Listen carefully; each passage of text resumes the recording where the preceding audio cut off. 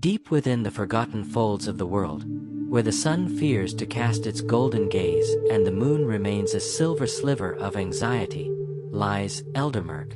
It is not merely a place, it is a living, breathing entity of shadow and mist. The trees here do not grow, they writhe. Their roots are not anchors in the earth, but clawed fingers gripping a soil that remembers the taste of ancient blood. In Eldermurk, the wind does not blow. It exhales, carrying the stale breath of things that should have remained buried in the silence of the primordial era. Here, silence is not the absence of sound, but a heavy, suffocating presence that settles in your lungs like wet ash. Our journey begins at the edge of the shrouded veil, where the boundary between the known world and the nightmare realm of Eldermurk thins to a translucent veil.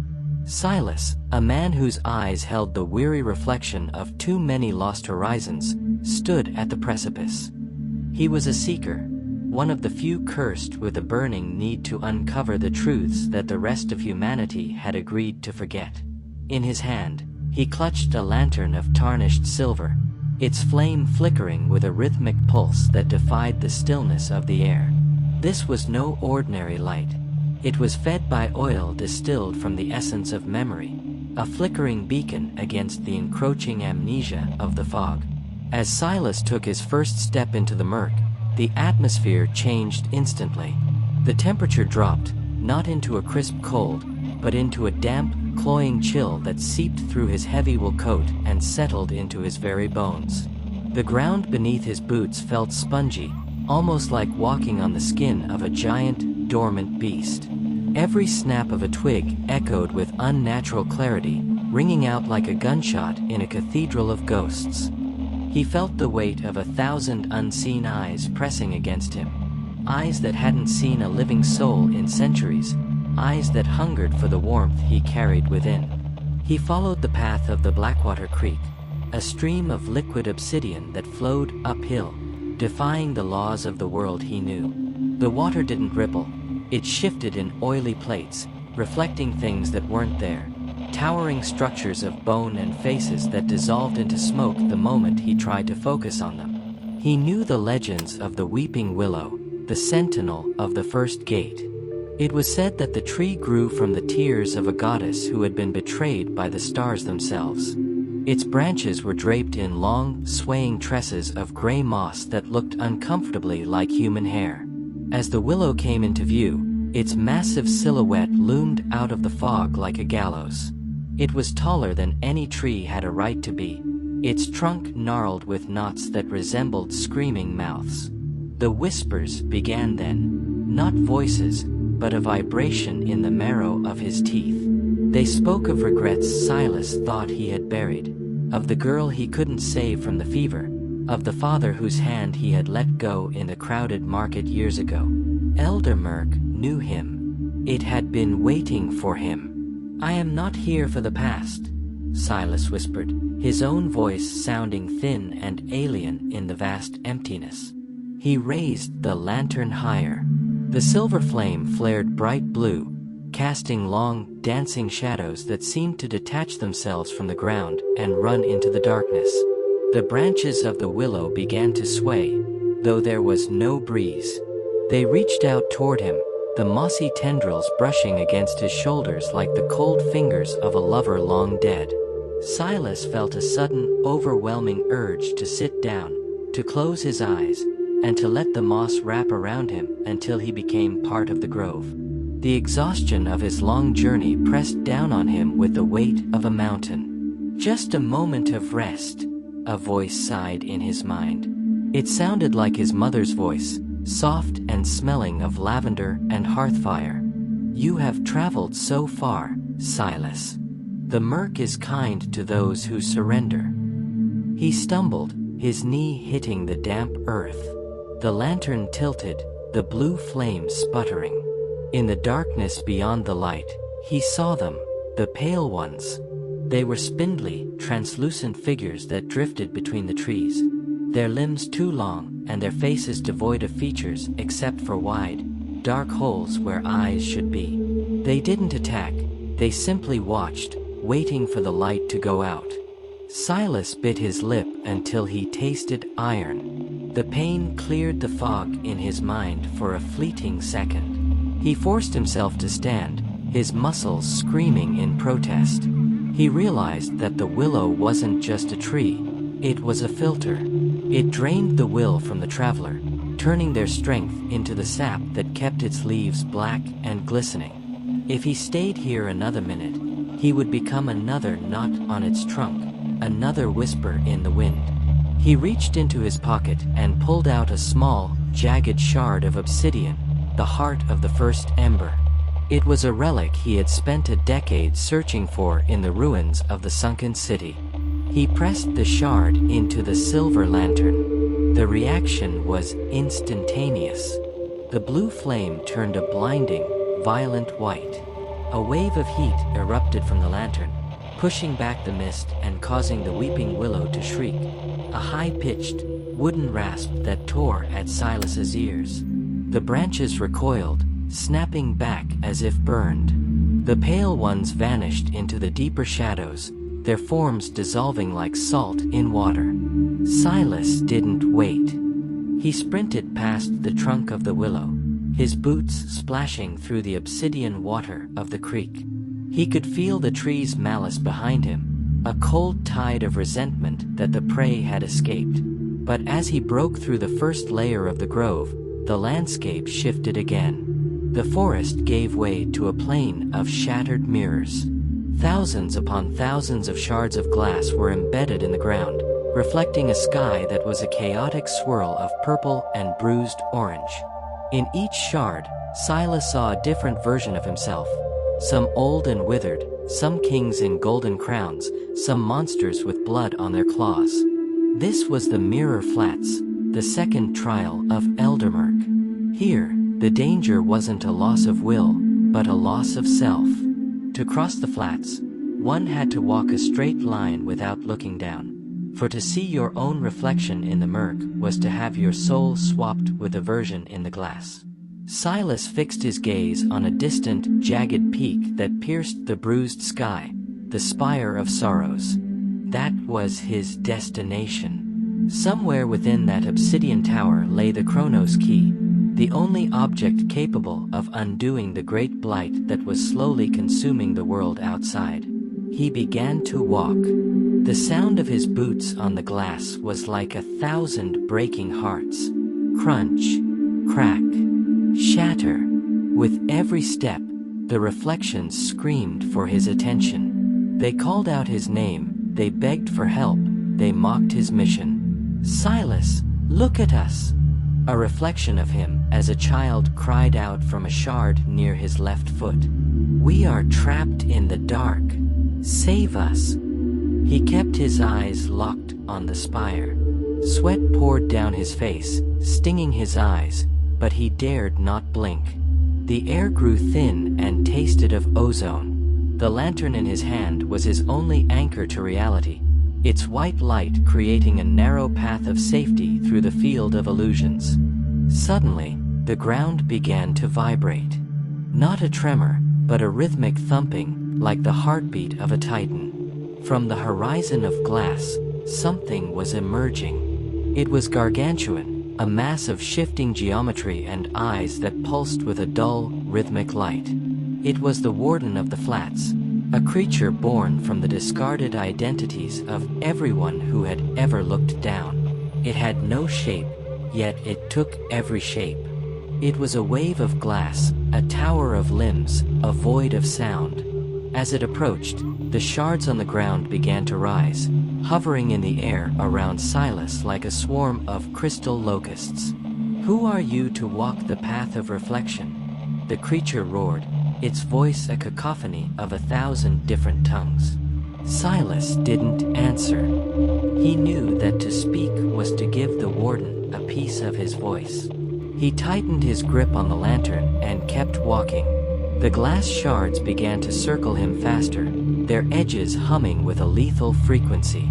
One shard grazed his cheek, drawing a line of red that stood out starkly against his pale skin. He was halfway across the flats. The Spire of Sorrows seemed no closer than it had been an hour ago. The warden was looming over him now, a mountain of translucent malice. It raised a massive, crystalline limb, ready to crush the tiny spark of light that dared to defy the darkness of Eldermurk. Silas closed his eyes for a fraction of a second, centering his breath. He remembered the reason he had started this journey. He remembered the world above, the green fields turning to gray ash, the rivers drying into trails of dust, the faces of children who had forgotten what a sun looked like. He opened his eyes, and they were no longer filled with fear. They were filled with the same white fire that burned within his lantern. "I am the one who remembers," he whispered, so low that only the wind could hear. He held the lantern high above his head. The light expanded, forming a dome of brilliance that shattered the approaching glass limb into a million harmless sparks.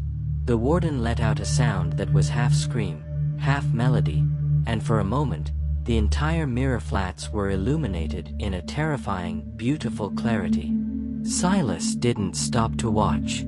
He ran. He ran until the glass beneath his feet turned back into cold, hard stone. He ran until the air no longer tasted of ozone, but of old, wet iron. He had crossed the flats, but the spire was still far, and the true heart of Eldermurk was only just beginning to reveal itself. Ahead of him lay the iron woods, where the trees were made of rusted metal, and the leaves were serrated blades that sang in the wind. And beyond that, the Whispering Catacombs, where the very walls were built from the secrets of the dead. Silas took a deep breath, checked the oil in his lantern, and stepped forward into the next nightmare. He knew he couldn't turn back. In Eldermurk, the only way out is through the center of the dark. The transition from the mirror flats into the iron woods was not a gradual change, but a violent shift in the world's very fabric. As Silas stepped off the last of the glass shards, the ground became a bed of rusted iron filings that crunched like bone meal under his boots. The trees here were nightmarish parodies of nature, vast, towering columns of oxidized metal, their trunks spiraling upward like giant drill bits aimed at the bruised sky. There were no leaves, only clusters of razor-sharp steel shavings that vibrated with a low, dissonant hum whenever the stagnant air moved. The smell was overwhelming, the sharp, metallic tang of blood mixed with the heavy scent of wet earth and ancient decay. Silas felt the weight of his silver lantern growing heavier, the heart of the first ember within it pulsing as if it were sensing a different kind of threat. In the mirror flats, the danger had been to the soul. Here, in the iron woods, the danger was physical, visceral, and relentless.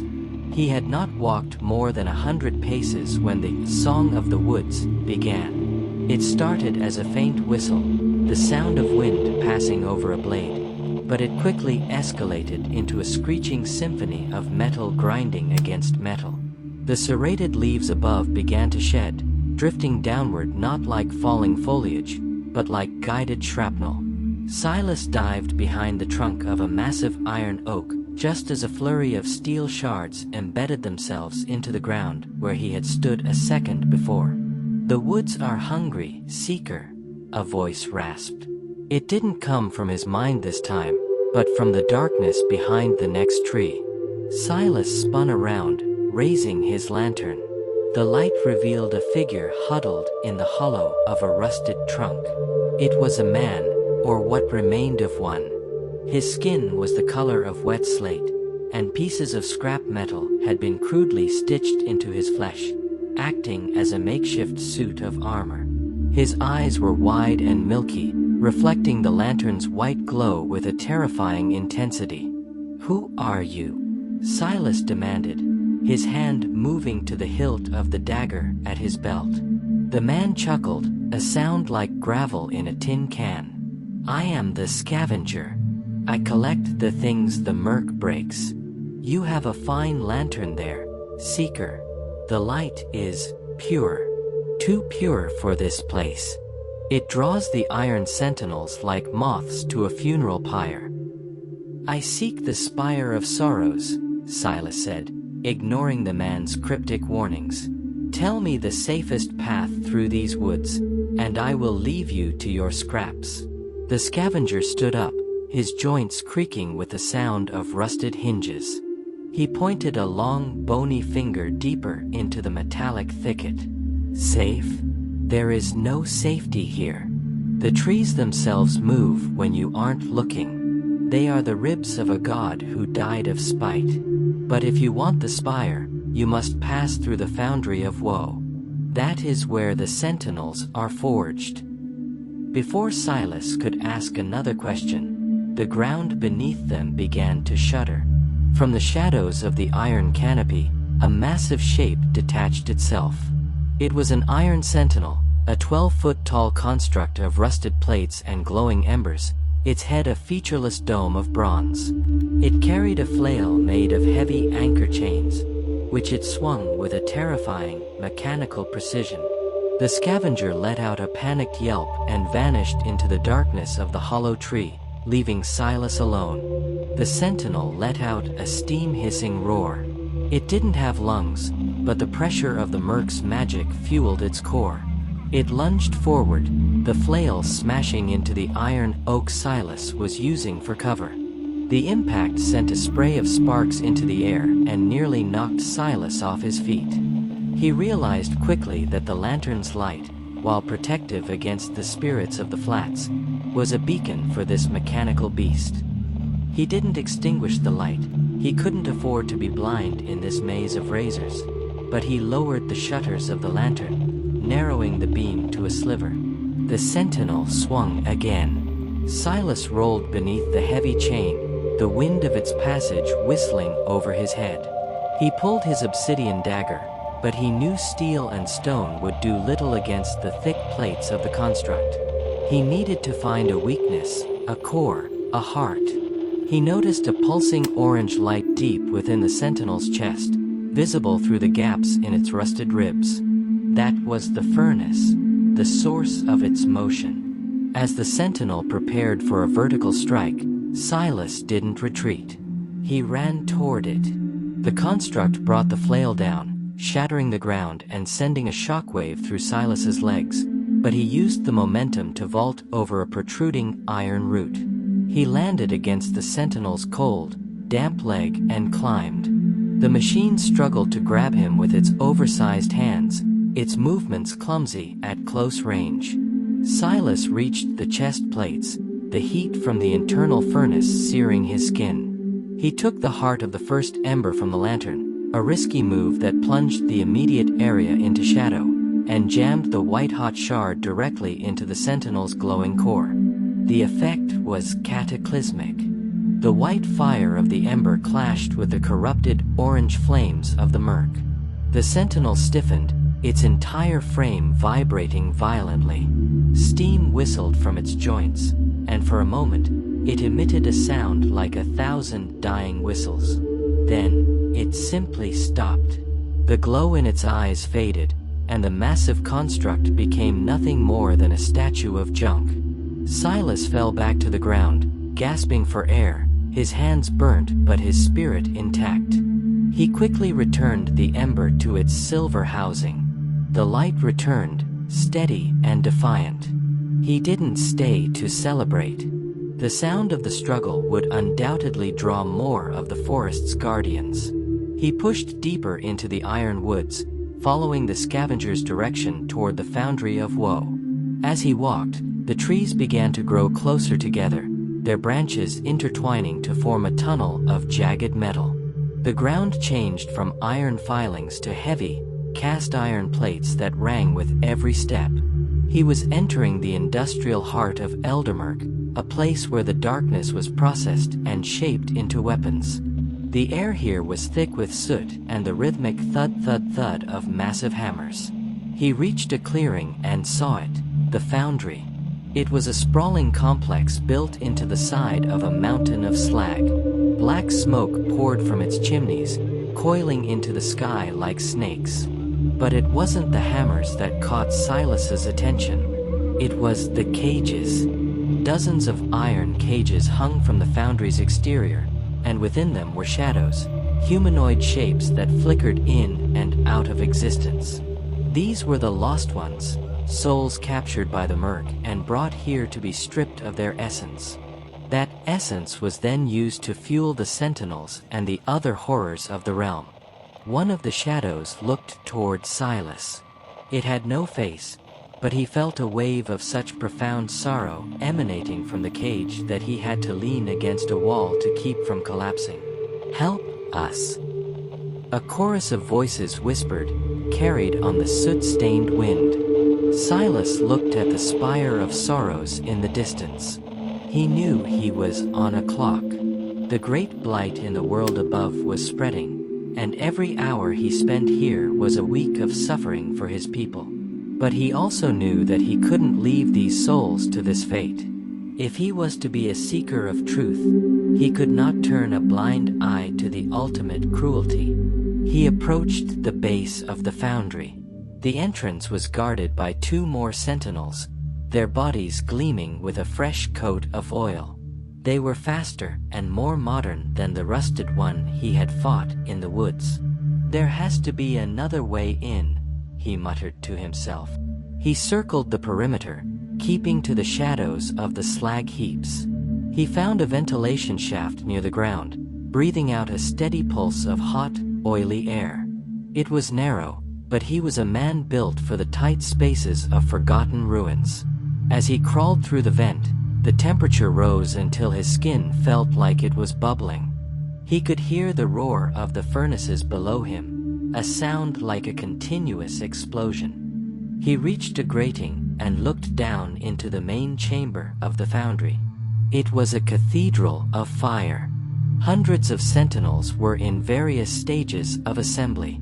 Vast vats of molten iron were being poured into molds shaped like giant warriors. And at the center of it all stood a figure that made Silas's blood run cold. It was tall, draped in robes made of woven wire, its head topped with a crown of jagged needles. This was the Smith of Sorrows, the architect of the Murk's army. In its hand, it held a hammer that seemed to absorb the light around it. The smith was speaking, its voice a deep, resonant vibration that made the very air hum. "The Seeker is here. He carries the ember. Prepare the trap. We shall not just take his life. We shall forge his light into a blade that will end his world." Silas froze. They knew he was here. The scavenger had been nothing more than a lure. He looked around the ventilation shaft, searching for a way out or a way to sabotage the operation. He saw a series of pressure valves connected to the main furnace. If he could overload them, he could turn this entire foundry into a graveyard of molten metal. But it would mean exposing himself to the smith. He took a deep breath, adjusted his grip on the lantern, and began to unscrew the bolts of the grating. He wasn't just a seeker anymore. He was a saboteur in the engine room of hell. The grating fell with a loud clang onto the stone floor below. Silas didn't wait for the sentinels to react. He dropped into the chamber, the white light of his lantern exploding outward like a supernova, momentarily blinding the mechanical horrors. "I am the memory of the sun," Silas roared, charging toward the valves. The smith turned, its needle crown glowing with a malevolent purple light. It raised its hammer, and the shadows in the room converged into a solid wall of darkness. Silas dodged a blast of kinetic energy that shattered a nearby pillar. He reached the first valve and wrenched it open. Superheated steam hissed out, scalding his arms, but he didn't stop. He moved to the second, then the third. The foundry began to scream. The pressure gauges spun into the red. The molten iron in the vats began to churn and overflow. "You fool!" the smith bellowed, its voice shaking the walls. "You will die with us. Better to die a spark than live as a shadow," Silas replied, kicking the final lever. A massive explosion rocked the building. The floor buckled, and a wave of fire swept through the assembly lines. Silas was thrown backward by the force of the blast, his vision spinning into blackness as he felt the ground beneath him give way. He was falling through the vents, through the foundations of the foundry, and into the lightless depths below. As his consciousness faded, the last thing he saw was the Spire of Sorrows, still standing tall in the distance, waiting for him. Silas awoke to a world of absolute, suffocating silence. The roaring heat of the foundry was gone, replaced by a damp, stagnant cold that felt like a burial shroud. He lay on a bed of pulverized bone and ancient dust, his lungs burning with every shallow breath. For a long moment, he didn't move, fearing that his body had finally shattered under the weight of his mission. But as he flexed his fingers, he felt the cold, reassuring weight of the silver lantern still gripped in his hand. The glass housing was cracked, and the silver was scorched black, but the heart of the first ember still flickered within. Its light was no longer a defiant white beam, it was a low, rhythmic pulse, like a dying heartbeat. Silas pushed himself up, his muscles screaming in protest. Above him, the ceiling of the cavern was lost in a heightless void of shadow, the only evidence of his fall being the distant, muffled echoes of explosions from the foundry far above. He was in the Whispering Catacombs, the foundational layer of Eldermurk. This was the basement of the world, where the secrets too heavy for the surface were discarded to rot. The walls were not made of stone, but of compressed memories, calcified thoughts and fossilized regrets that formed a labyrinthine network of tunnels stretching for miles beneath the blighted earth. As he raised the lantern, the light caught the glint of something embedded in the wall. He stepped closer, his boots making no sound on the bone-dust floor. It was a face. Not a carved one, but a person's likeness frozen in a translucent, amber-like substance. The expression was one of mid-sentence surprise, eyes wide and mouth open. As Silas watched, the eyes flickered toward him. "Stay, or go," the wall whispered. The sound didn't come from the face's mouth, but from the air itself. Silas recoiled. He realized the catacombs were alive with the echoes of everyone who had ever been forgotten. If he lingered too long, his own face would find a place on these walls, his mission becoming just another silent scream in the dark. He began to walk, guided only by the faint pull of the Spire of Sorrows, which he could still feel like a needle in his mind. The tunnels branched off in 1,000 directions, some leading to pits of liquid grief, others to chambers filled with the discarded toys and trinkets of 1 billion dead children. "You shouldn't be here, little spark," a voice drifted from a side passage.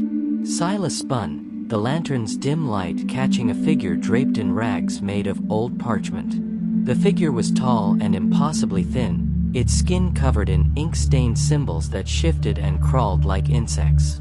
In its hand, it carried a quill made from a raven's rib.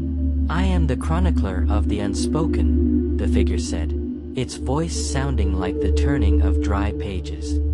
"I record the stories that no one lives to tell. Yours is currently ending in a very dull chapter titled, The Fall of the Foolish." "My story isn't over yet," Silas rasped, his voice cracking. "I need to reach the spire.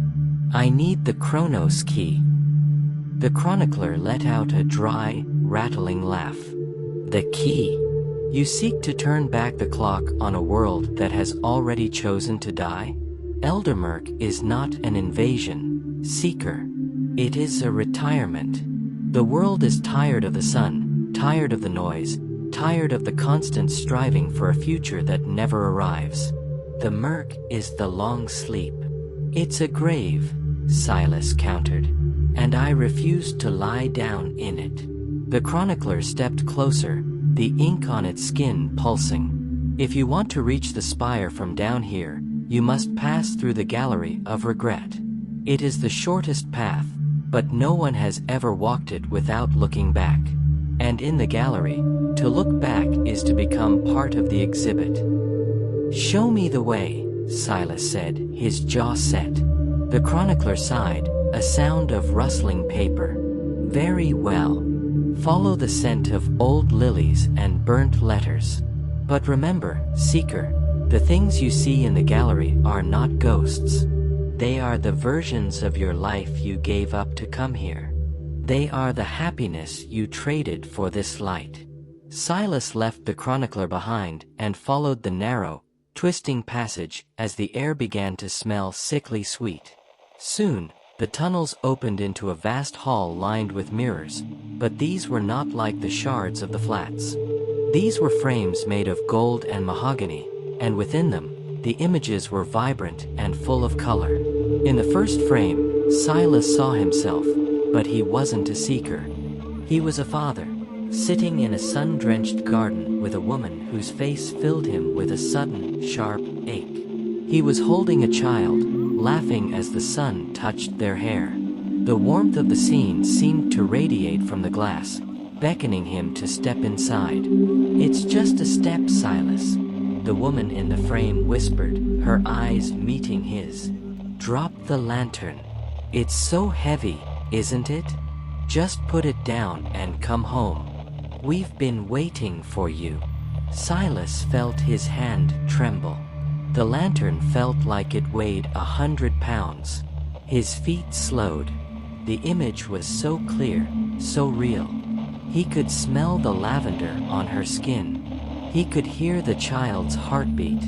"It's not real," he whispered to himself, but his voice lacked conviction. He moved to the next frame. There, he saw himself as a scholar in a great library, surrounded by books and friends, honored and safe. No monsters, no cold, no Eldermurk. Each frame showed a different, perfect life. Lives he could have had if he hadn't chosen the path of the seeker. The whispers grew louder, a chorus of his own voice in different tones, all pleading with him to stop, to rest, to choose a better ending. The light of the lantern began to fade even further, the ember responding to his doubt. The shadows from the corners of the gallery began to creep toward his boots, sensing his hesitation. A cold hand touched his shoulder. Not a physical hand, but a chill that seeped into his heart. "Look at what you've thrown away," a voice hissed. It was his own voice, but twisted, dripping with venom. "All for a world that doesn't even know you exist. Why save them? They will only find a new way to destroy themselves." Silas stopped. He looked at the lantern. The flame was a tiny, shivering point of light. He looked back at the frames, at the beautiful, warm lives he had surrendered. He felt a tear track through the soot on his face. "Because," Silas said, his voice gaining strength as he spoke, "if I don't carry this light, there will be no one left to even dream of these lives. I don't carry this for myself. I carry it for the possibility of them." He slammed the base of the lantern against the floor. The sound echoed through the gallery, cracking the frames. The images of the beautiful lives began to distort, their faces melting into the gray mist of the murk. The warmth vanished, replaced by a fierce, cold resolve. The ember flared back to life, its white brilliance filling the hall and shattering the mirrors. The perfect versions of Silas screamed as they dissolved, revealed to be nothing more than shadow leeches that fed on regret. He ran through the collapsing gallery, the walls of memory crumbling behind him. He didn't look back. He didn't think about the lavender or the sun. He thought only of the cold, hard weight of the key he had yet to find. As he reached the end of the hall, the ground began to slope upward. The bone dust was replaced by black obsidian. He was rising. He was leaving the catacombs and entering the base of the spire itself. But the spire was not undefended. Standing at the threshold of the great black tower was a figure he recognized from the histories of the First Blight. It was the Hollow Knight, a suit of armor animated by the very essence of the murk. It stood 7 feet tall, its cape a swirling vortex of stars that had gone out. In its hand, it held a blade of pure nothingness, a sword that didn't cut the flesh, but erased the space it occupied. The night didn't speak. It didn't need to. It was the final gatekeeper, the embodiment of the void that Eldermurk sought to bring to the world. Silas raised his lantern and drew his obsidian dagger. He was exhausted, burnt, and haunted by the visions he had seen, but he was closer than any living soul had been in 1,000 years. The night raised its void blade, and the air around Silas began to disappear, leaving him gasping in a vacuum. One way or another, Silas choked out. The light finds a way. He charged. The vacuum created by the Hollow Knight's blade was a silent thief, stealing the very breath from Silas's lungs. As he charged, the world became a distorted lens of pressure and absence. The night moved with a fluid, terrifying grace, its cape of dead stars trailing behind like a mourning shroud. The void blade swung in a wide, horizontal arc, and where the edge passed, reality itself seemed to fold and vanish. Silas didn't try to parry. He knew his obsidian dagger would simply cease to exist if it touched that blade. Instead, he threw himself into a low slide, the jagged obsidian floor tearing at his trousers. He passed beneath the knight's reach, the air rushing back into his lungs with a painful gasp as he moved out of the vacuum's immediate wake. He didn't waste the opening. He lunged upward, driving his dagger toward the gap between the knight's helmet and its breastplate. But there was no flesh beneath the armor, only a hollow, echoing darkness. The dagger passed through the throat as if through smoke. The knight didn't flinch. It spun, its gauntlet hand catching Silas by the throat and lifting him off the ground with effortless, crushing strength.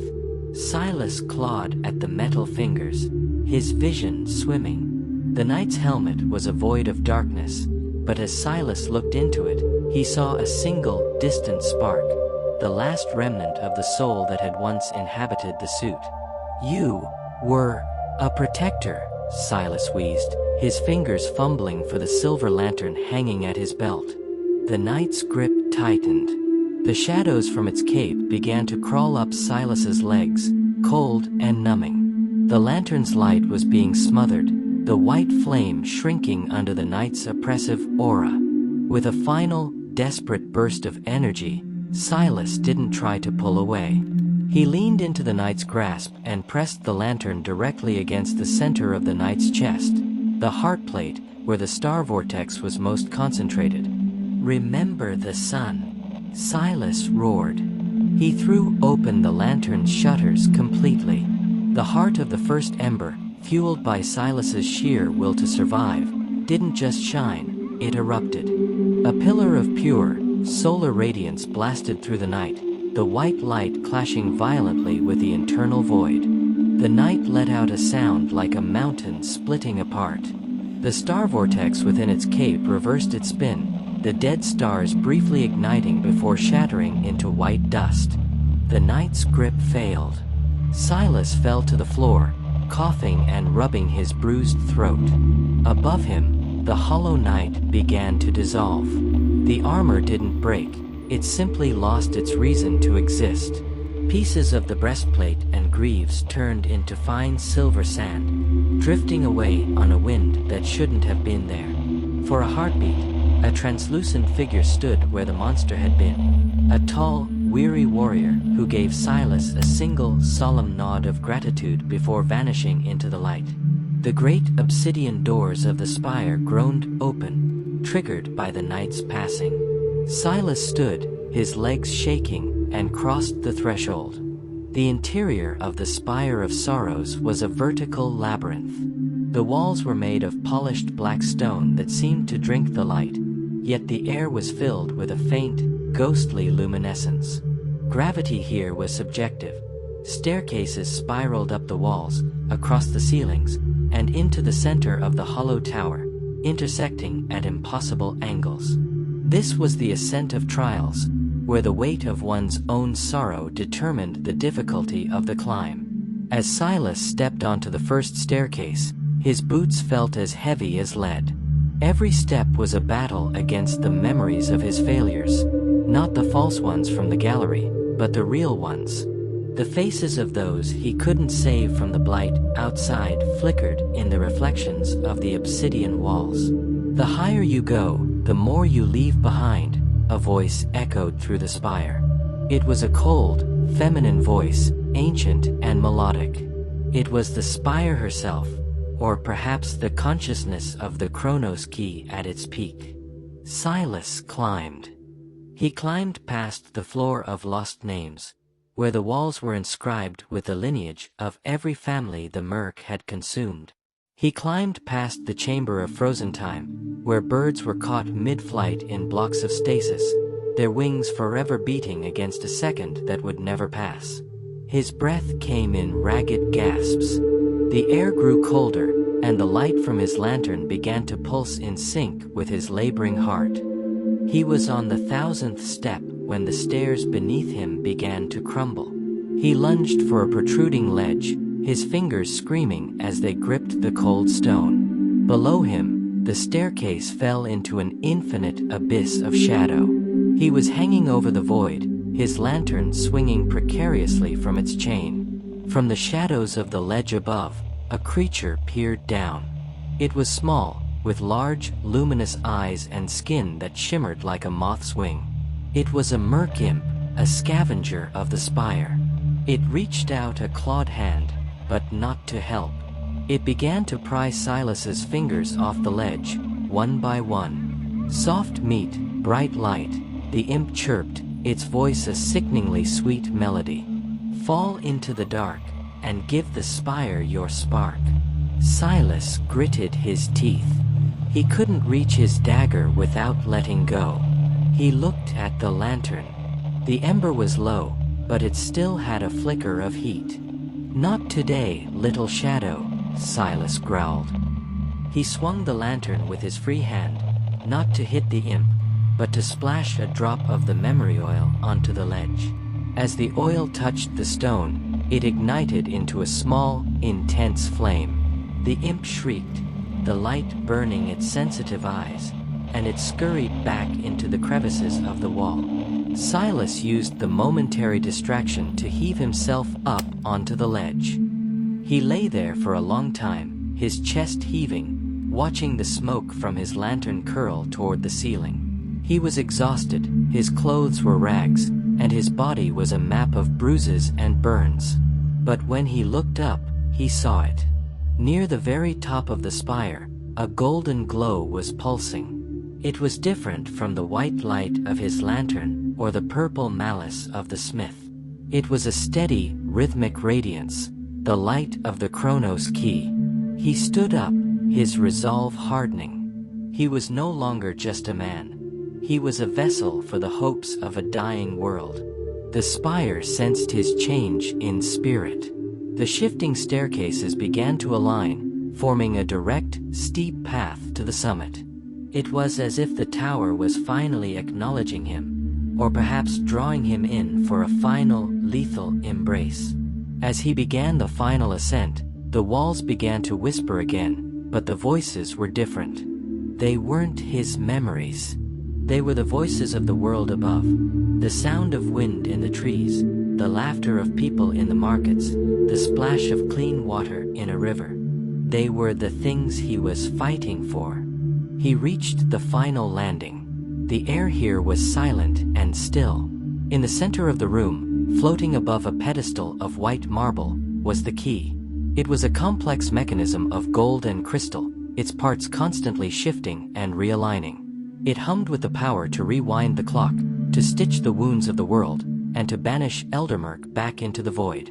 But as Silas reached out his hand, a shadow fell across the pedestal. "It is beautiful, is it not?" Silas froze. Standing on the other side of the key was a woman. She was dressed in a gown of woven moonlight, her hair a cascade of silver that seemed to flow like water. Her eyes were not the dark holes of the pale ones, but pools of deep, ancient wisdom. "Who are you?" Silas asked, his hand hovering inches from the key. "I am the Weaver," she said softly. "I built this spire to protect the key from those who would use it to erase the lessons of history. You wish to save your world, Seeker. But do you understand the price of turning back time? Silas frowned. The price? The price is my life, if necessary. I have come too far to turn back. The weaver smiled, a sad, knowing expression. The price is not your life, Silas. The price is the memory of the struggle. If you use the key, the murk will be gone, but so will the strength your world found in resisting it. The heroes will become ordinary men. The lessons of the dark will be forgotten. And because they are forgotten, the dark will return, sooner and stronger than before. Silas looked at the key, then at his scarred hands, and finally at the lantern that had guided him through the nightmare. If I don't use it, Silas said, there will be no one left to remember anything at all. A world that forgets is better than a world that ceases to exist. Is it? The weaver asked. Suddenly, the floor of the spire began to shake. A massive, dark presence was rising from the depths, something far greater than the smith or the hollow knight. The true heart of Eldermurk had finally arrived at the summit to claim its prize. The shadows began to bleed from the walls, coiling around Silas's ankles. The weaver faded into a mist, her voice echoing one last time. Choose quickly, Seeker. The end is not coming. It is here. Silas lunged for the key. The shadows rising from the floor were not like the ones Silas had fought before. They were not constructs of iron or echoes of regret. They were the absolute absence of being. The floor beneath the white marble pedestal began to liquefy, turning into a pool of pure, viscous void. From this ink-black lake, a shape began to manifest, a creature of shifting dimensions, 1,000 limbs made of smoke and a single, unblinking eye that mirrored the cold vacuum of the stars. This was the Primordial Gloom, the core consciousness of Eldermurk. Silas's hand was inches from the Chronos Key. The golden mechanism felt warm, vibrating with a frantic energy as if it, too, feared the approaching nothingness. To turn the key is to lie to the universe. The gloom spoke, its voice not a sound, but a vibration that threatened to shatter Silas's teeth. Time is a river that must flow to the sea of silence. You are but a grain of sand trying to swim upstream. Silas didn't answer. He couldn't. The sheer pressure of the gloom's presence made it hard to even think. He felt the silver lantern at his side grow cold, the heart of the first ember shrinking until it was nothing more than a spark. The light that had carried him through the iron woods and the Whispering Catacombs was being snuffed out by the true source of the dark. He lunged. His fingers closed around the cold, crystalline edges of the key. The moment his skin touched the artifact, the world exploded into a kaleidoscope of timelines. Silas saw the world as it was, a gray, dying husk. He saw the world as it could be, vibrant and green, but inhabited by people who were soft, unaware of the shadows that lurked at the edges of their peripheral vision. He saw 1,000 variations of his own death. The gloom lashed out. A tentacle of solid shadow struck Silas in the chest, hurling him across the room. He hit the obsidian wall with a bone-cracking thud, the Chronos Key slipping from his grasp and skittering across the floor toward the edge of the rising void. Silas gasped, a spray of blood hitting the dark floor. His vision blurred. He watched as the Primordial Gloom moved toward the key. If the murk consumed the key, time would not just stop, it would be erased. There would be no past to remember and no future to hope for. Is this the end of the Seeker? The gloom mocked, its eye pulsing with a dull, rhythmic light. Silas looked at his lantern. The flame was gone. The silver was cracked. He looked at his hands, burnt and trembling. He thought of the weaver's words. The price is the memory of the struggle. He realized then that he couldn't just turn the key and go back to the way things were. The world couldn't just forget Eldermurk. If it did, it would be defenseless when the shadows inevitably returned. He needed to do something more than just rewind. He needed to bridge the gap. With a scream of pure defiance, Silas didn't reach for the key. He reached for the heart of the first ember within his broken lantern. He pulled the glowing shard out, the white-hot stone searing his palm, and he threw it, not at the gloom, but at the Chronos Key itself. The light must remember. Silas cried. The ember struck the golden mechanism just as the gloom's shadow touched it. The reaction was a cosmic anomaly. The white fire of the ember, containing all of Silas's memories and the world's hope, fused with the temporal energy of the key. The golden gears began to spin at an impossible speed. A wave of golden-white energy erupted from the center of the pedestal, hitting the primordial gloom like a physical blow. The creature shrieked, its smoke-like body being torn apart by the sudden influx of presence. The light didn't just fill the room, it poured down the Spire of Sorrows. It washed over the iron woods, turning the rusted metal back into living wood. It flowed into the Whispering Catacombs, turning the frozen memories into peaceful ghosts that finally drifted away into the ether. It surged through the mirror flats, shattering the illusions and leaving only clear, calm water. Silas felt himself being lifted by the light. He was no longer in the spire. He was everywhere. He felt the breath of every child in the world above. He felt the roots of every tree. He felt the weight of the darkness being pushed back, not erased, but contained, bound by the memory of his sacrifice. The Weaver appeared before him one last time, her form now as bright as a star. "You have changed the bargain, Silas. You did not turn back the clock. You have given them a weapon, the memory of the dark, tempered by the strength of the light. Will it be enough?" Silas asked, his voice fading. "It will be a beginning," she replied. The spire began to dissolve around him. The obsidian turned to stardust, and the bruised sky of Eldermurk began to crack, revealing a sky of a blue so deep it hurt to look at. Silas felt his consciousness fragmenting, his body becoming a part of the light that was now healing the world. He closed his eyes, the smell of lavender and hearthfire finally returning to him, not as an illusion, but as a promise.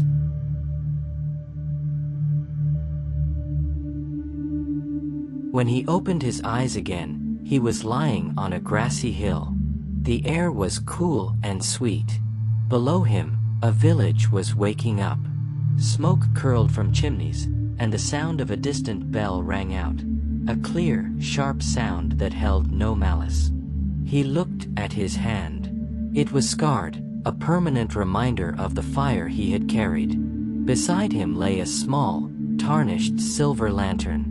It was empty, the ember gone, but as the first ray of the morning sun hit the glass, it sparkled with a hidden, inner light.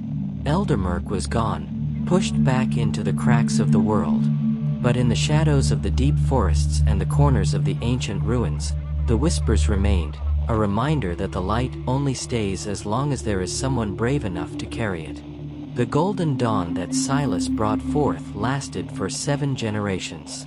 In that time, the world grew lush and vibrant once more.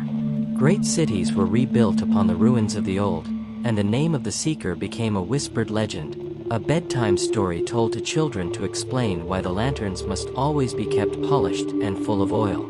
The Great Blight was a distant memory, a nightmare from a history book that most believed had been embellished by time. But memories, like shadows, have a way of lengthening as the sun begins to set.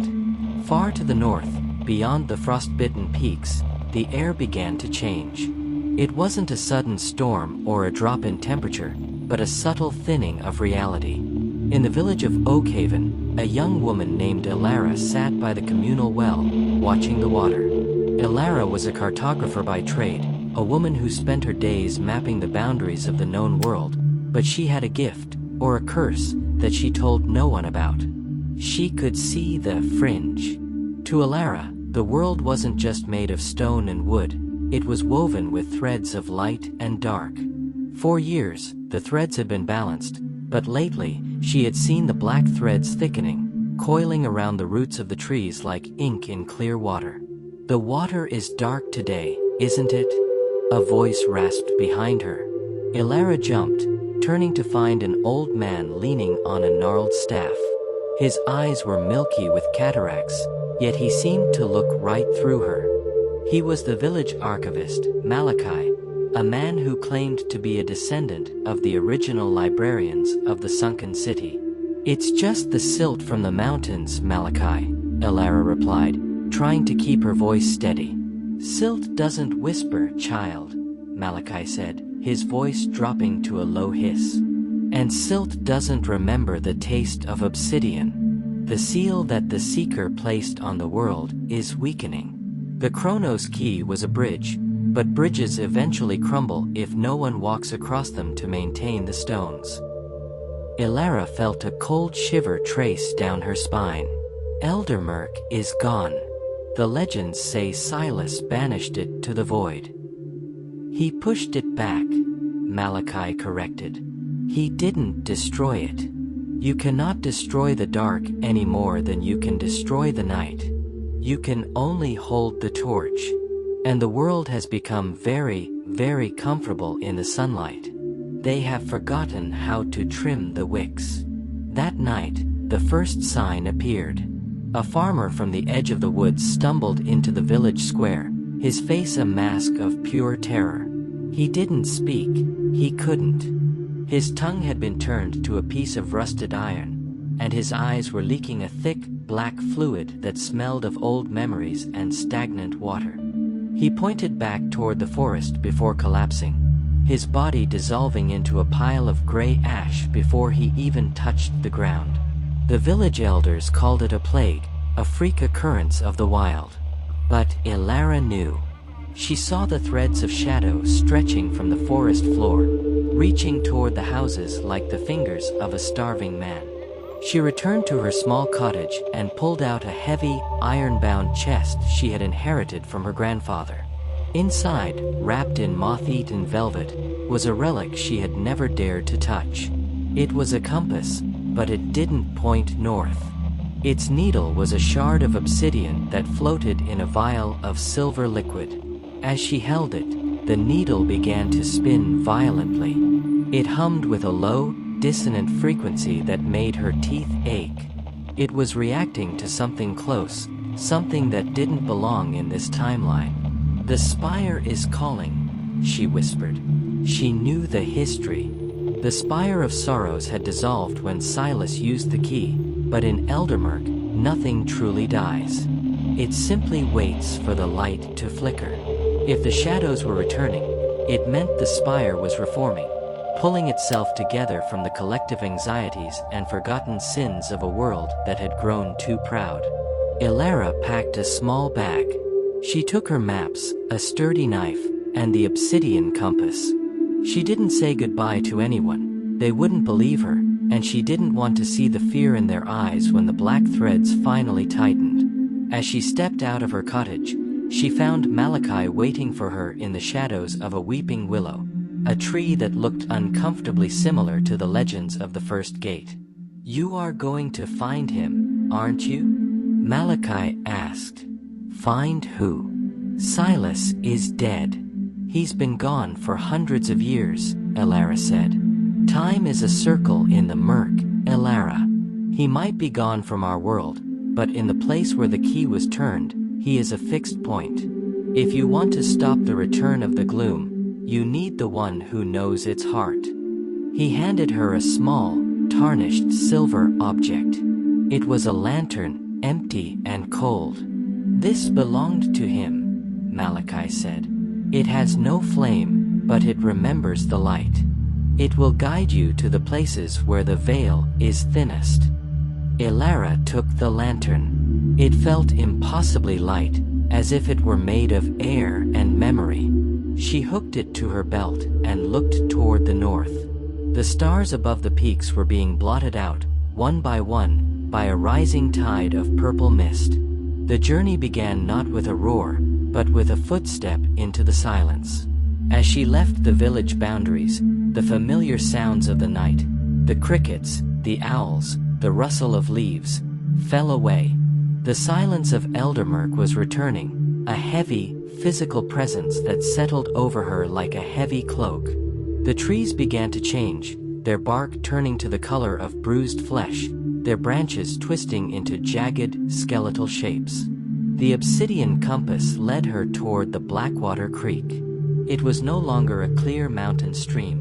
It was once again a river of liquid obsidian, flowing uphill with a rhythmic, pulsing sound. "I am the second seeker," she whispered to the dark.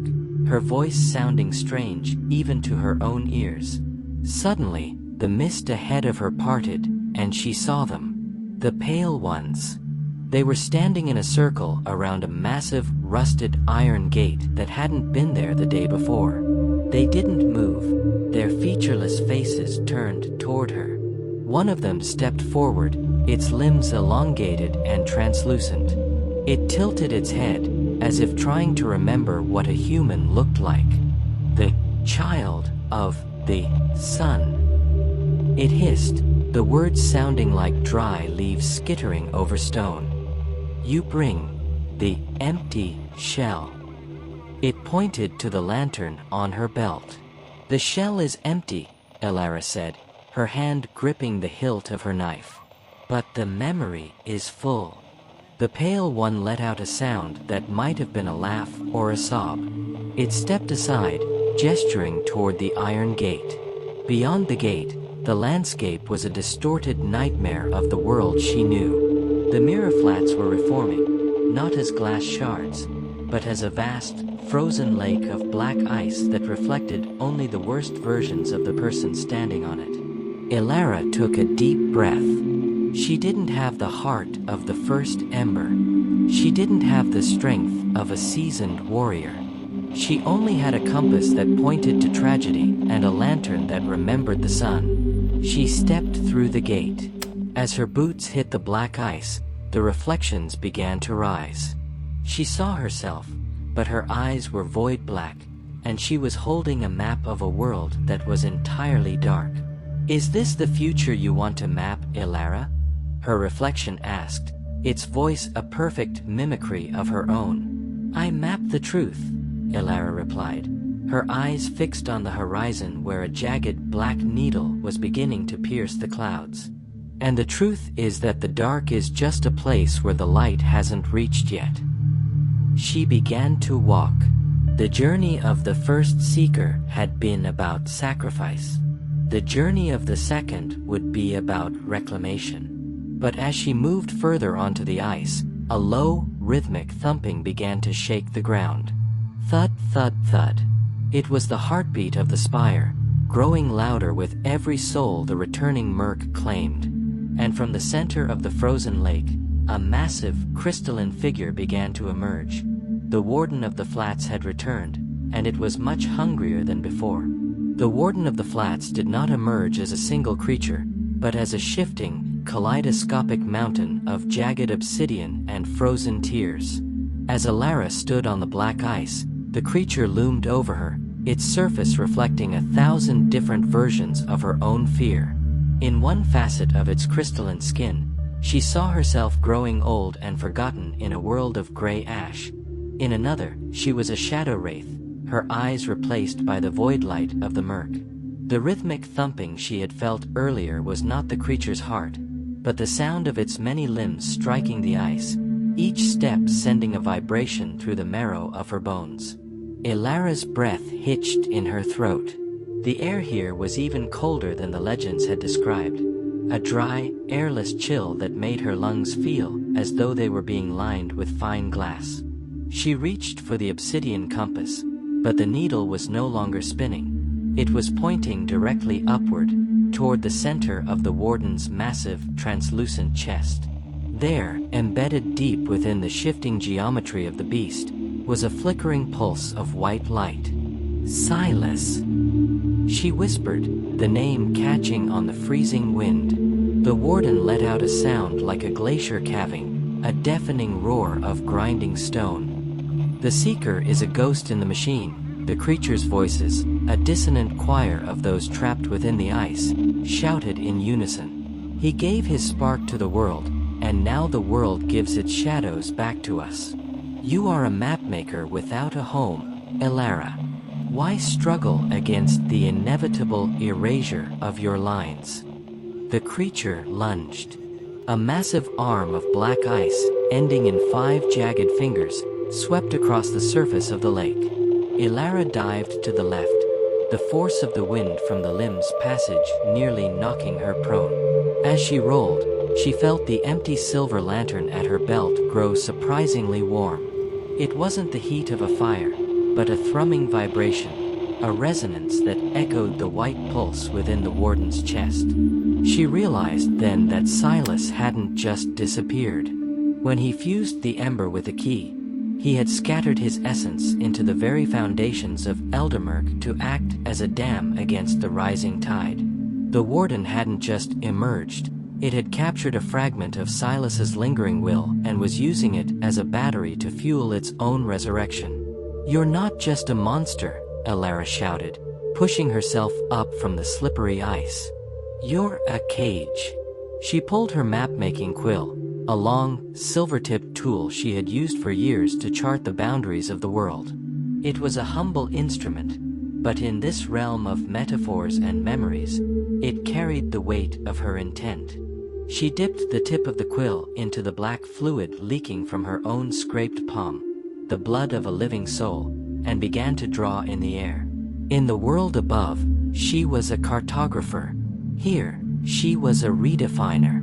She drew a line of shimmering red through the gray mist, a boundary that the shadows could not cross. The warden struck the line, and for a moment, the black ice shattered against the crimson ink of her will. The creature recoiled, its many eyes blinking in confusion. "The dark cannot be mapped," the warden roared. "Everything has boundaries," Elara countered, her voice growing stronger. "Even the void has an edge where the light begins." She ran toward the beast, her boots clicking against the obsidian surface.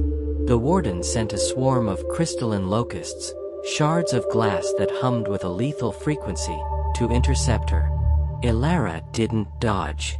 She held up the empty silver lantern. "Remember," she commanded. The lantern didn't ignite, but it did something far more profound. It began to draw. It acted like a vacuum for the scattered memories of the first seeker. The white pulse within the warden's chest responded, a beam of solar energy tearing through the creature's obsidian skin and striking the lantern. The impact threw Elara backward, but she kept her grip on the handle. The lantern began to glow with a pale, ghostly luminescence.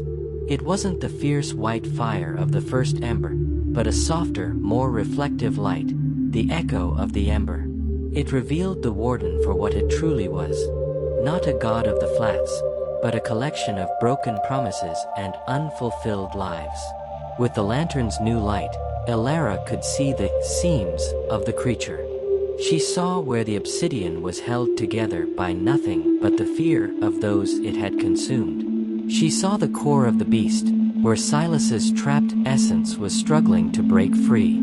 "You don't belong here," she told the essence. "The world doesn't need a sacrifice anymore, it needs a guide." She struck the ice with the base of the lantern. A shockwave of silver light rippled outward, turning the black ice into clear, liquid water for a fraction of a second. The warden's legs vanished into the depths, and the creature began to sink. It clawed at the air, its screams turning into a mournful melody as the stolen memories began to leak out of its pores like steam. The white pulse in the center of the creature surged upward, a phantom shape of a man in a long coat appearing briefly within the light. He looked at Elara, his eyes ancient and tired, but filled with a sudden, sharp clarity. He reached out a hand, and as their fingers touched through the veil of light and shadow, Elara felt a rush of information. The geography of the spire, the weakness of the Smith of Sorrows, and the true location of the Chronos Key. The warden shattered. The explosion was silent, a wave of pressure that cleared the mist for miles in every direction. Elara was left standing in the center of a perfectly still, perfectly black lake. The warden was gone, but in its place, floating just above the water, was a single glowing shard of white crystal. She reached out and took it. It was cold, but as she placed it inside the silver lantern, the metal finally warmed to a comfortable heat. The echo of the ember was no longer a ghost, it was a steady, defiant flame. "Thank you, Silas," she whispered. But the victory was short-lived. The destruction of the warden had sent a signal through the very nerves of Eldermurk. To the north, the Spire of Sorrows groaned, its height doubling as it pulled more material from the world above. The sky turned a violent, bruised purple, and the sound of iron hammers began to ring out from the direction of the foundry. Elara looked at her compass. The needle was now pointing toward the iron woods, but the movement was erratic, jittery. The woods were no longer just a forest of metal. They were expanding, the rusted roots tunneling under the mountains and emerging in the valleys of the living world. She realized that the Great Return wasn't just a slow encroaching of fog. It was an invasion of reality itself. The foundry was no longer just making sentinels. It was forging the blighted future, a version of the world where the sun never rose, and every living thing was a gear in a machine of sorrow. She began to walk again, her pace faster now. The echo in her lantern cast a long, sharp shadow ahead of her. A shadow that didn't look like her, but like a warrior with a sword of light. As she reached the edge of the mirror flats and stepped back onto the soil of the iron woods, the atmosphere changed. The smell of rust was so thick it coated her tongue. The trees were taller, their serrated leaves spinning in the wind like saws. And standing at the entrance to the metallic thicket was a figure she recognized from her studies of the ancient texts. It was the scavenger, but he was no longer a man stitched with scrap. He was a towering monstrosity of copper and brass, his limbs replaced by hydraulic pistons and his eyes by glowing orange lenses. The girl with the map, the scavenger prime boomed, the sound of his voice vibrating the iron trees. You think to redraw the lines? The smith has already designed the final map. There are no borders in the new Murk. Only the machine. Elara raised her lantern. The silver flame flared, reflecting in the scavenger's orange lenses. I don't just draw borders, Elara said, her hand tightening on her quill. I draw the way out. The scavenger prime lunged, his mechanical claws tearing through the iron-filing soil. Elara didn't retreat. She stepped into the shadows of the rusted trees, the echo of the ember guiding her through a landscape that was shifting and twisting under the influence of the smith's hammers. She wasn't just a traveler anymore. She was the second movement in a symphony of light that had started centuries ago. And as she vanished into the metallic depths of the iron woods, the Spire of Sorrows pulsed with a dark, hungry anticipation. The true battle for the memory of the world was about to begin. The transition from the mirror flats to the iron woods was a journey from a psychological nightmare into a physical one. As Elara stepped off the obsidian lake, the ground became a bed of rusted iron filings that crunched like bone meal under her boots. The forest had changed significantly since the days of Silas. It was no longer just a collection of metallic trees, but a sprawling, interconnected factory of despair. Steam hissed from the trunks of hollow iron oaks, and the serrated leaves above spun in the wind with the sound of 1,000 whetstones. The smell was the first thing that nearly brought her to her knees. The sharp, copper tang of blood mixed with the heavy, cloying scent of burnt oil and ancient rot. Every breath felt like inhaling a cloud of fine needles. Elara clutched the silver lantern, the echo of the ember within it pulsing with a low, rhythmic warning. The light revealed that the trees were now connected by thick, pulsating cables made of woven shadow, carrying a dark essence toward the center of the woods. She was no longer just walking through a forest. She was walking through the internal organs of a machine that was slowly digesting the world. The mapmaker has entered the engine, a voice rasped from the darkness of a rusted thicket. Elara spun, her silver-tipped quill held like a dagger. From between two towering iron pillars, the scavenger prime emerged. He was no longer the frail man Silas had encountered. Centuries of exposure to the Murk had turned him into a mechanical monstrosity. His limbs were elongated brass pistons, his skin was replaced by overlapping plates of tarnished copper, and his eyes were glowing orange lenses that hummed with a predatory frequency. There is no need for maps here, girl. The scavenger prime boomed, his voice a chorus of grinding gears. The smith has already decided where every road leads. They all lead to the furnace. He lunged with a speed that defied his massive frame. Elara dived beneath a cluster of spinning razor leaves, the wind of his passing whistling over her head. She didn't stay to fight. She knew that against this steel giant, she was a feather against a hammer.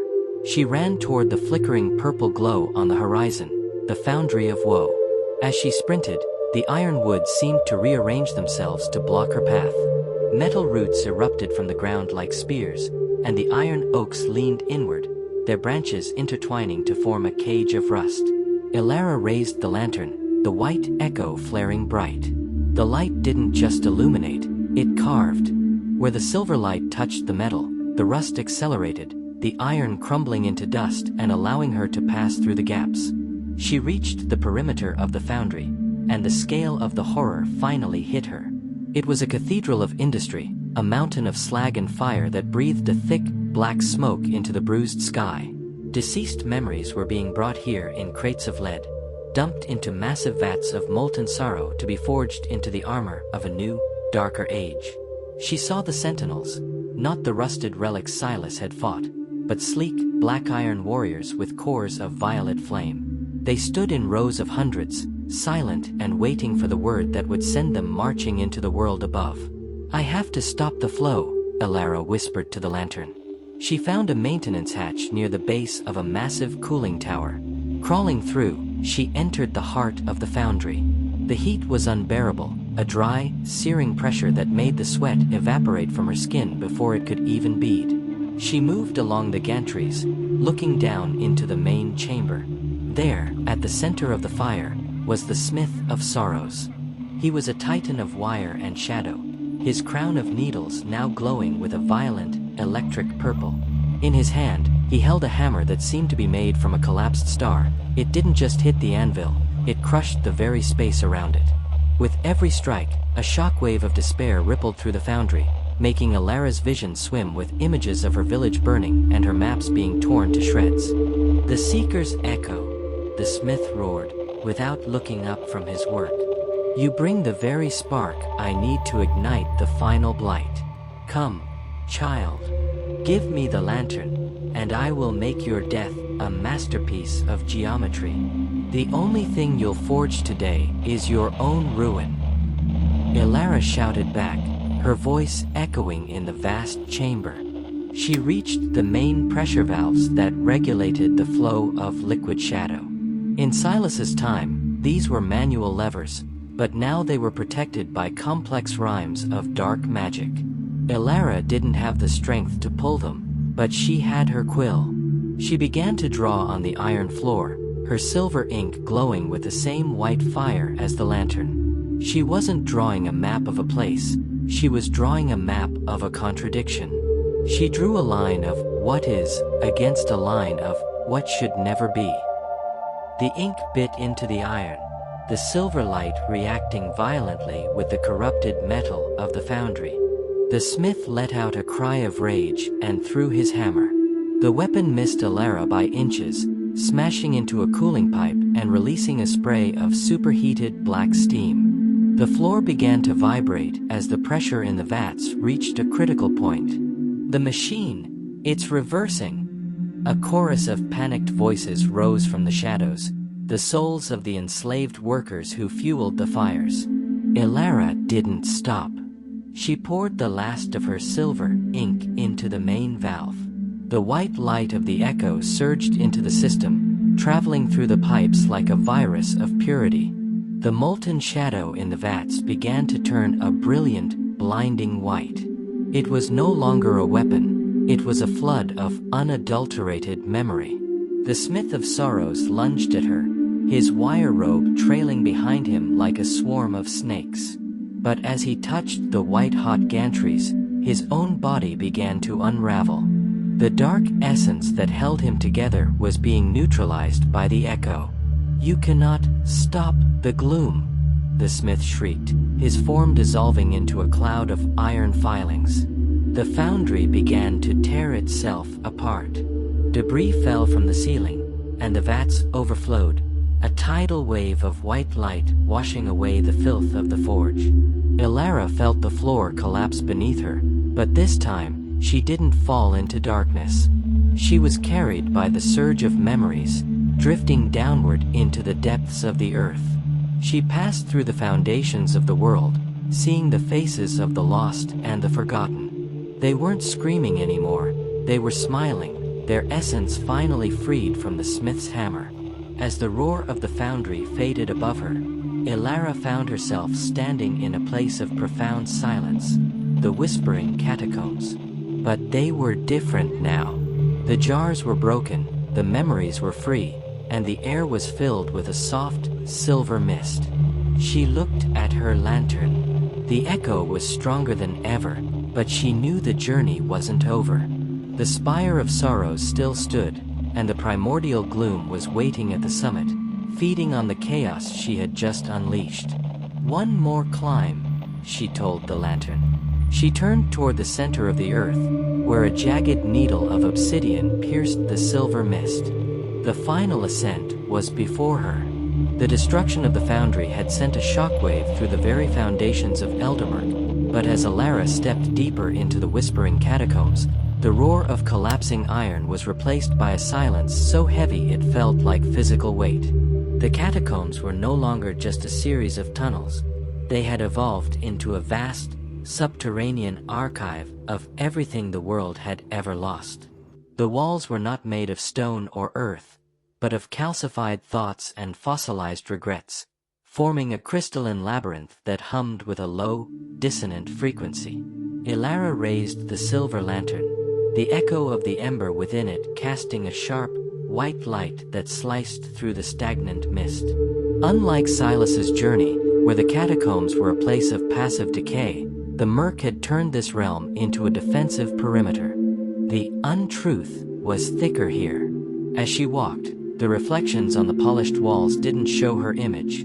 They showed the faces of the people she had left behind in Oakhaven, her neighbors, the village elders, and Malachi, all of them looking at her with eyes full of a hollow, terrifying disappointment. "You left us to burn, Elara," the walls whispered. The voices were 1,000 overlapping echoes, sounding like dry parchment being torn. "You chased a ghost into the dark while the real world suffered. Why map the abyss when the surface is already lost?" Elara kept her gaze fixed on the path ahead, though her hand trembled. She remembered Silas's warning in the echo. In the catacombs, your doubt is their weapon. She adjusted her grip on her map-making staff and focused on the rhythmic pulse of the lantern. Suddenly, the narrow passage opened into the Hall of Shattered Legacies. The chamber was immense, its ceiling lost in a heightless void of purple smoke. Standing in the center was the chronicler, a figure draped in rags made of ink-stained memories. However, the entity was no longer the frail scribe Silas had encountered. It had merged with the mechanical debris of the fallen Foundry. One of its arms was a long brass quill that dripped a corrosive black ink, and its eyes were flickering violet lenses that projected scenes of a blighted future onto the surrounding mist. "The Cartographer arrives without a destination," the chronicler wheezed, the sound like a rusted hinge. "You have destroyed the smith's work, but you have only succeeded in making the darkness more chaotic. I am the one who records the end of things, Elara, and your page is currently being written in blood and shadow." "I don't care about the record," Elara replied, her voice echoing in the vast hall. "I'm here to find the Spire's root. I'm here to finish what the Seeker started." The chronicler let out a dry, rattling laugh. Silas didn't start a victory, he started a delay. To pass through this hall, you must pay the archivist's toll. Give me the one memory you cherish most, the memory that defines your light. Without it, you are just a hollow shell, and the Spire will not recognize your presence. Elara felt a cold chill settle in her chest. She thought of the memory the chronicler wanted, the feeling of the sun on her face during the midsummer festival, the laughter of her father, the pride of drawing her very first map. It was the core of her identity. To give it up was to lose the very reason she was fighting. "No," Elara said firmly. "I won't trade my light for a passage. I'll carve my own way." The chronicler's violet eyes flared. "Then you shall be erased from the map entirely." He swung his massive brass quill, spraying a wave of black ink that moved like a living tide across the floor. Where the ink touched the ground, the reality of the catacombs dissolved, leaving only a void. Elara dived to the right, barely escaping the encroaching nothingness. She realized she couldn't fight the chronicler with steel or fire. She had to fight him with presence. She dipped her own quill into the lantern's oil, the essence of memory itself. "I am Elara of Oakhaven," she shouted, drawing a brilliant silver line across the void. "And I remember the way home." The silver ink clashed with the black tide, creating a violent explosion of light and shadow. The chronicler shrieked, the sound like 1,000 books being burned at once. The memories within the hall began to react to Elara's defiance. The jars on the shelves shattered, releasing a flurry of blue and gold lights, lost moments of joy and courage that had been stolen by the Murk over centuries. The lights converged on Elara, forming a protective aura that repelled the chronicler's ink. She ran through the chaos, her boots barely touching the floor as the Hall of Shattered Legacies began to crumble. The chronicler reached out to grab her, his mechanical limbs sparking, but he was consumed by the very memories he had tried to hoard. Beyond the hall lay the base of the Spire of Sorrows. The transition was violent. One moment she was in the damp silence of the catacombs. The next, she was standing on a precipice overlooking an infinite abyss. The spire rose before her, a jagged, obsidian needle that seemed to pierce the very fabric of the universe. It wasn't a building anymore. It was a living, breathing organism of dark energy. Debris from the world above, shattered houses, uprooted trees, and the ghosts of forgotten dreams, swirled around the tower in a permanent, violent storm. The air here was thin and tasted of cold iron. Gravity was erratic. Stones floated in the air, and the stairs that spiraled up the spire seemed to fold and unfold like a deck of cards. "The final climb," Elara whispered, the echo in her lantern glowing with a fierce, desperate white fire. As she stepped onto the first floating stair, the spire groaned, a deep, resonant sound that felt like a mountain in pain. The voices of the void began to sing. It wasn't a song of words, but a frequency that resonated with every regret she had ever felt. Every mistake, every unkind word, every moment of weakness was amplified by the obsidian walls. Halfway up the ascent, she encountered the Sentinels of Silence. They were towering giants of white bone and black iron, their heads replaced by massive, lidless eyes that projected a beam of absolute cold. They didn't move to strike her, they simply watched. As their gaze fell upon Elara, she felt her movements slow. Her blood felt like it was turning to slush in her veins. Her thoughts became sluggish, drifting toward the idea of simply sitting down and letting the cold take her. "You are so small, little spark," the sentinels boomed in her mind. "A mapmaker in a world that is being unwritten. Why carry the light? The dark is so much lighter. The dark is a sleep that never ends." Elara's knees hit the obsidian step. The lantern tilted, the white light shrinking to a pinprick. She could see her own hands turning a pale, translucent gray. The Murk was trying to turn her into one of the pale ones. The lines, she thought, clutching her map-making staff. The lines don't end. They just change direction. She remembered the maps she had drawn of the mountains. Even the highest, coldest peaks had a path to the valley. Even the deepest caves had a way back to the surface. She realized the sentinels were not guards, they were mirrors. They were reflecting her own exhaustion back at her. With a final, agonizing effort, she didn't look at the sentinels. She looked at the lantern. She reached into the glass and touched the echo of the ember. The heat was searing, but it was real. It was a reminder of Silas's sacrifice, and of the world that was still waiting for her.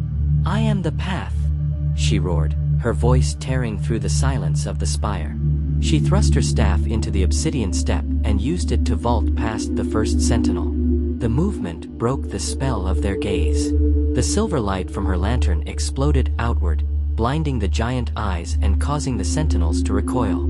She ran. She didn't look back at the abyss or the ghosts that clawed at her heels. The stairs began to move faster, the spire sensing her resolve and trying to shake her off. She climbed past the Chamber of Stolen Moons. where the light of a dozen dead worlds was being stored. She climbed past the gallows of hope, where the dreams of heroes were left to wither. Finally, she reached the summit landing. The air here was perfectly still, and the sky above was a swirling vortex of purple and gold. In the center of the room stood the Weaver. The Weaver was no longer the goddess of woven moonlight. She was a hollowed-out husk, her silver hair turned to blackened wire, her eyes replaced by two glowing shards of the Chronos Key. She was tethered to the spire by thousands of dark threads that pulsed with the heartbeat of the Primordial Gloom. "You have come to the end of your map, Elara," the Weaver said, her voice a discordant harmony of 1,000 broken souls. "But there is no treasure here. There is only the reset." Silas thought he saved the world, but he only prolonged the suffering. The gloom is the natural state of the universe. Why fight the coming of the night? Behind the Weaver, the Chronos Key was floating, but it was corrupted. It was a mass of fused gears and bleeding shadows, its golden surface covered in a black, oily film. It was no longer a tool for time. It was a weapon for erasure. "I'm not here to reset the world," Elara said, her hand reaching for the silver quill in her bag. "I'm here to draw a new one." Suddenly, the floor of the summit began to crack. A massive, multi-dimensional eye opened in the center of the room. The Primordial Gloom had finally arrived to claim its prize. The pressure was so great that the obsidian walls began to turn into liquid. Elara stood her ground, the echo of the ember burning with a brilliance that rivaled the sun. This was the moment the first seeker had prepared her for. "The light doesn't hide from the dark," Elara whispered. "The light defines it." The summit of the Spire of Sorrows was no longer a place of stone and logic. It had become a bleeding wound in the fabric of reality. As Elara stood before the corrupted Weaver, the air around them vibrated with the screams of 1,000,000,000 lost seconds. The Primordial Gloom, manifesting as a colossal, unblinking eye of liquid shadow, stared down from the swirling vortex above, its presence so heavy that the obsidian floor began to bow and liquefy beneath Elara's boots. The Chronos Key, once a symbol of hope, groaned as its golden gears were choked by the black, oily essence of the murk. "You speak of drawing a new world," the Weaver mocked, her voice a discordant rasp that felt like glass grinding against her brain. "But with what ink? Your blood. Your memories. Look at the key, Elara. It has been fed on the sorrow of 7 generations. It no longer remembers the shape of a sunrise. If you turn it now, you will not bring back the light.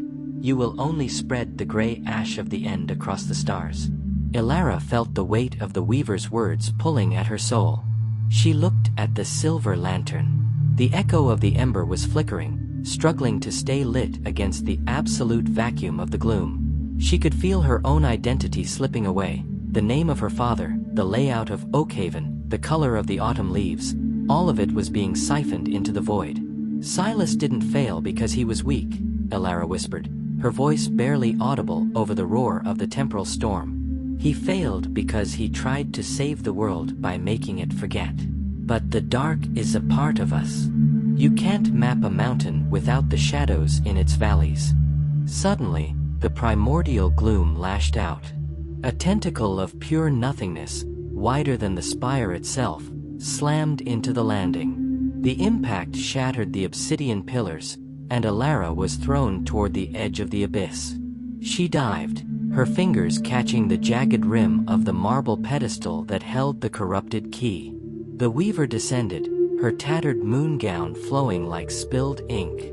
She raised a hand, and the dark threads tethered to her fingers tightened, lifting Elara off the ground.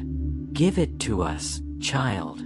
Give us the echo, and we will let you dream forever in the silence." "I don't want to dream," Elara roared. With a burst of desperate strength, she reached into her bag and pulled out the obsidian compass Silas had left behind. But she didn't use it to find a path. She slammed the compass against the side of the silver lantern, shattering the vial of silver liquid and the obsidian needle. The reaction was instantaneous. The silver liquid, infused with the concentrated essence of direction and intent, flooded the echo of the ember. The white light didn't just flare, it transformed. It turned into a piercing prismatic radiance, a light that didn't just illuminate the dark but searched through it for the truth. The prismatic light struck the Weaver, and for a heartbeat, the corruption was peeled back. Elara saw the woman beneath the monster, the original Weaver, weeping for the world she had been forced to witness for centuries. "Help me!" The Weaver's true voice gasped. Elara didn't hesitate. She threw her silver quill, now glowing with a prismatic fire, directly into the heart of the Chronos Key. "This is the line I draw," she screamed. "The line where the memory of the dark becomes the strength of the light." The quill acted as a lightning rod. The energy from the lantern, the compass, and Elara's own unyielding will surged into the key. The black oil began to smoke and evaporate, and the grinding gears suddenly snapped into a perfect, silent alignment.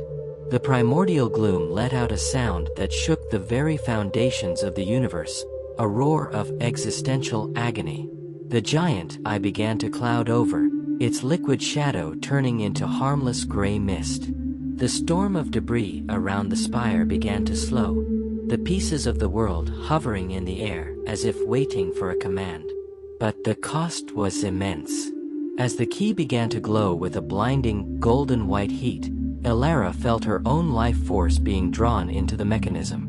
The Weaver reached out, her hand no longer a claw but a soft, translucent palm. "To fix the key," the Weaver whispered, "a life must become the new pendulum. Someone must stay behind to bridge the gap between what was and what will be." Elara looked down at the world far below. She could see the first hints of a real dawn breaking on the distant horizon. Not the artificial gold of the key, but the soft, natural light of a sun that had been missed for too long.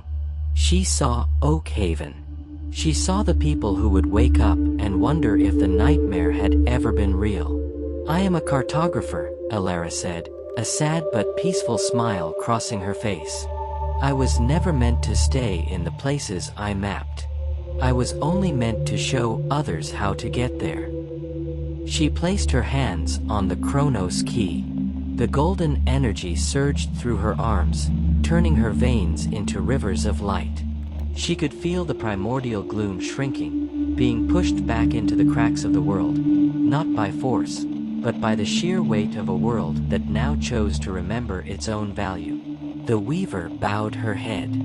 "Then let the new age begin. Not an age of forgetting, but an age of vigilance." A massive wave of energy erupted from the spire, a pulse of presence that swept across the Mirror Flats, the Iron Woods, and the Whispering Catacombs. The monsters didn't just die, they dissolved into the stories they had once been, reminders of what happens when a world loses its way. As Elara's consciousness began to expand, merging with the spire and the key, she saw a figure standing in the corner of the room. It was an old man in a long, weary coat, holding a tarnished silver lantern. "Silas." He smiled at her, a look of profound relief on his face. He held out his hand, and for the first time in hundreds of years, the first seeker was no longer alone in the dark. "You did it, Elara." His voice drifted through the light. "The map is complete." The Spire of Sorrows began to glow with a soft, steady luminescence, turning from a needle of pain into a lighthouse of memory. The black clouds broke, and for the first time in history, the moon and the sun were seen in the sky at the same time, a balance of light and shadow that would define the era to come. But the final turning of the key was yet to happen. The world was saved, but the gate had to be closed forever.